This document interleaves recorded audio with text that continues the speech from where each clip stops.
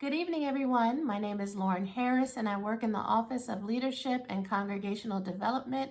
And tonight I'm going to walk you through Mission Insight to show you how to generate the reports that you need to submit your application for the Catalyst Initiative.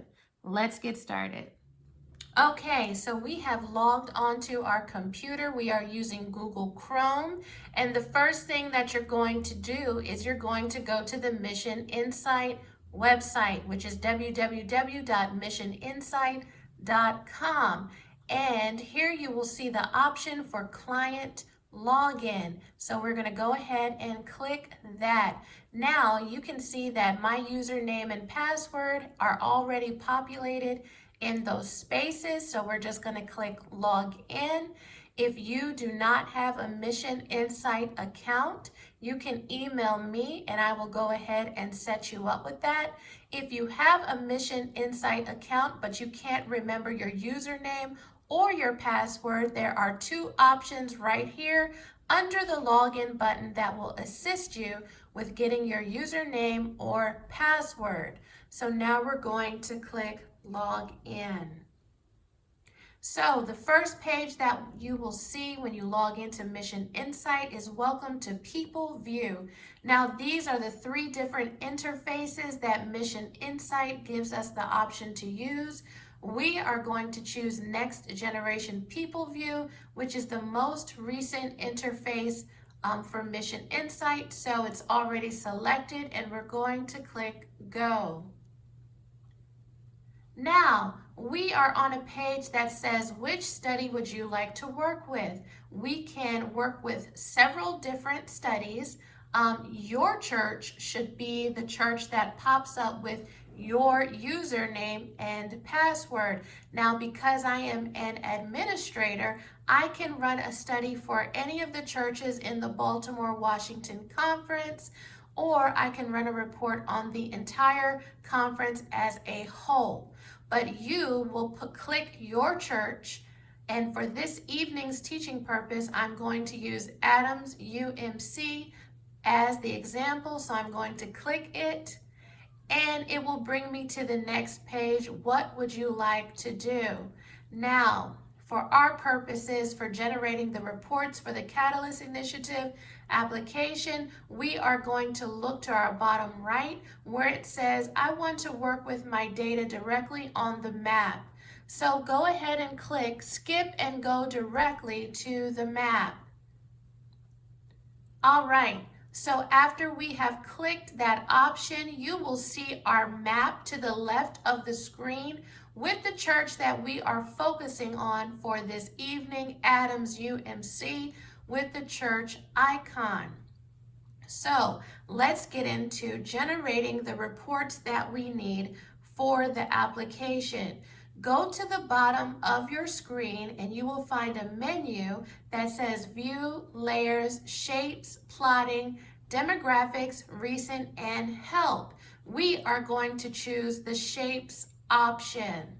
So I have just clicked the Shapes option and it has given me an option for drawing settings. So Basic is already clicked here. We're going to leave it at Basic for our reports. Now we're going to scroll down and it says draw a polygon, a rectangle, a circle, draw a polyline, or a freehand polygon. For our reports that we need for the application, we are going to select the first option, draw a polygon. Click it. Now scroll down your menu on the right of your screen to travel polygons, and you will find three different options that we can choose from. Now, our report will give us the distance from your church, driving with the car icon, walking with the man icon, or biking with our last icon. Now, we are going to select our starting location where we want our 20-minute drive to be plotted from, and we are going to select that point on the map. And so we are going to click our church on the map. I have clicked the church and our menu says, got it, press next to continue. So we are going to click next. All right, so the menu has brought us to the time contours option, and this is where you are going to specify how far from your starting point that you want this report to represent. And so, because the Catalyst Initiative asks for a 20-minute drive, or a 7-minute drive, depending on the location of your church, you're going to choose 20 minutes or 7 minutes. So for tonight's purposes, we're going to type in 20 minutes. And now you go and click next. All right, so the menu has brought us to the resolutions option, and so we're going to leave it at the highest resolution so that we can see the most points on our map, but there are also a low and medium option for the resolution of your final map that they will use to generate your report. Now you will click Draw. After clicking Draw, you will see that the map has generated our 20-minute drive from Adams UMC. And so, now that it has mapped out on our map the 20-minute drive that we need, we are going to go back down to the menu on the bottom of our screen, and we're going to click Demographics. All right, so our menu to the right of our screen has changed. You will see Custom Reports and Predefined Reports. We are sticking with the Predefined Reports. You will see that it says Prepared for Baltimore-Washington Conference, UMC. You can leave that as it is. Our study area is 20-minute drive from our address, the address of our church. It's a little bit off because I used the map to click my point on the church, but you also have the option to enter in your church address directly. All right, so now it says select a predefined report. The first report that you want to run is Executive Insight, so you are going to click that. Now it says generate report. Click that. Mission Insight program generates the report and downloads it as a PDF to your computer that will appear in the bottom left of your screen. Now, because I have run several reports today, my report is named Executive Insight 7, and your report looks just like this.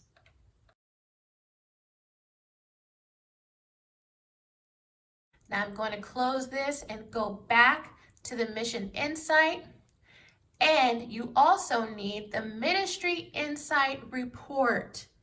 So we are going to click that report, Ministry Insight, and we are going to generate that report.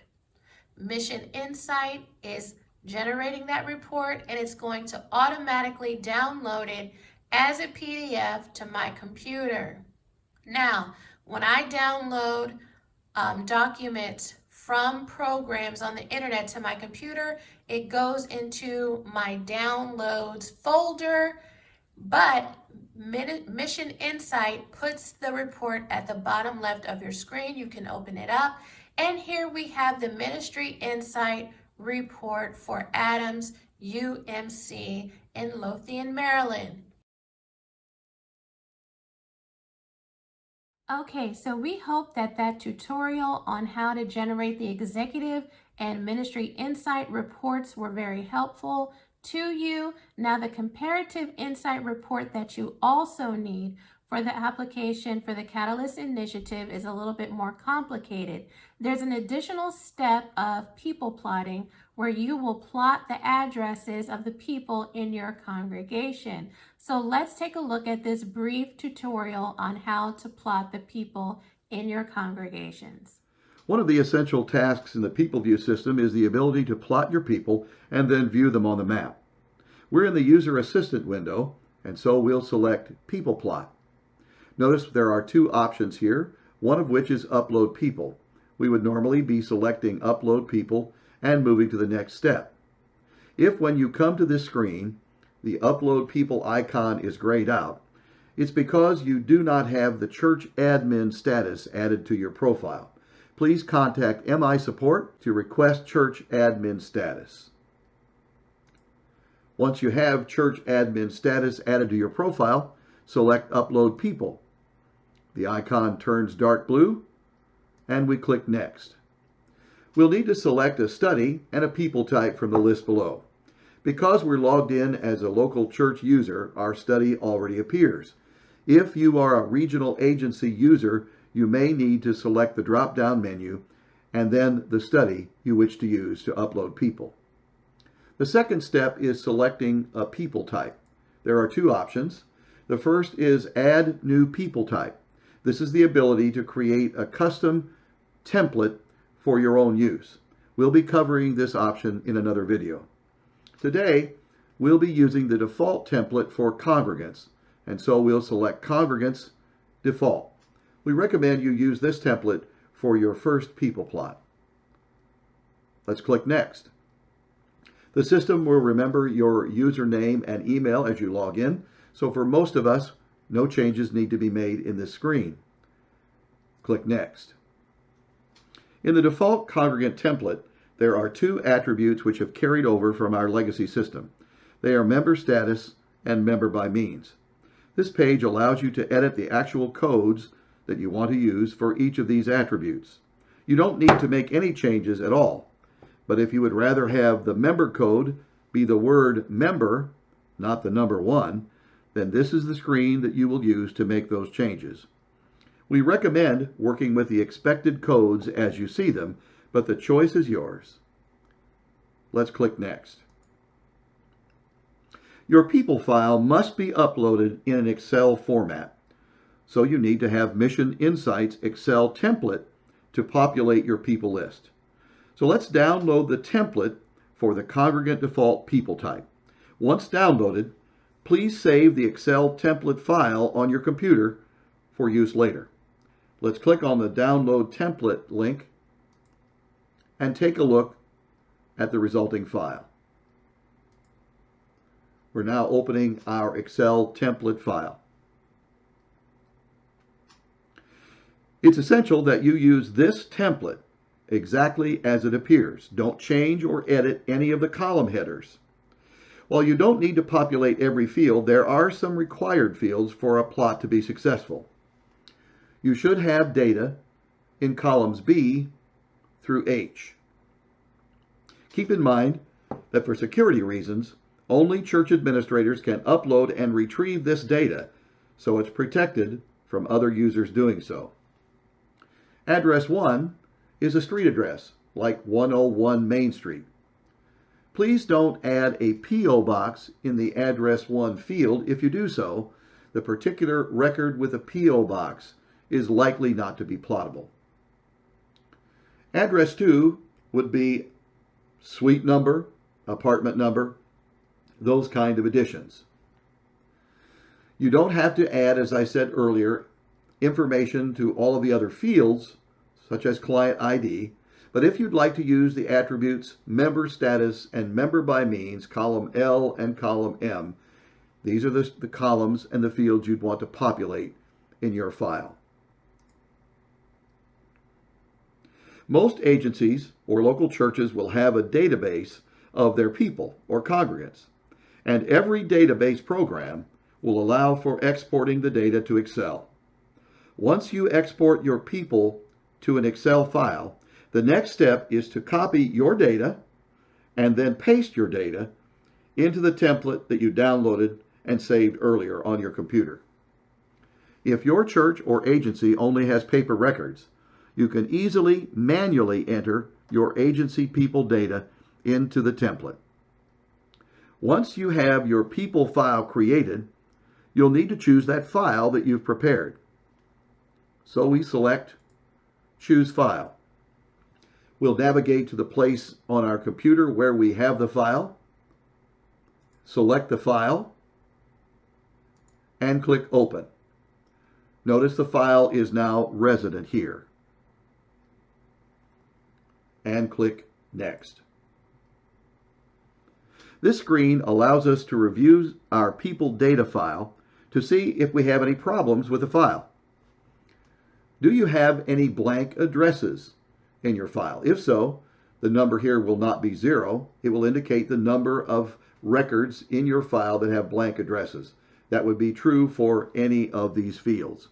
It appears our file looks pretty good, so we can move on by clicking Next. If when you review your file you see there are places where corrections need to be made, we recommend you go back, correct or edit your file, and then begin again. Let's click Next. If there are no issues or errors in your file, the next step is to click the button Save People File into the MI system to complete the import process. Here we go.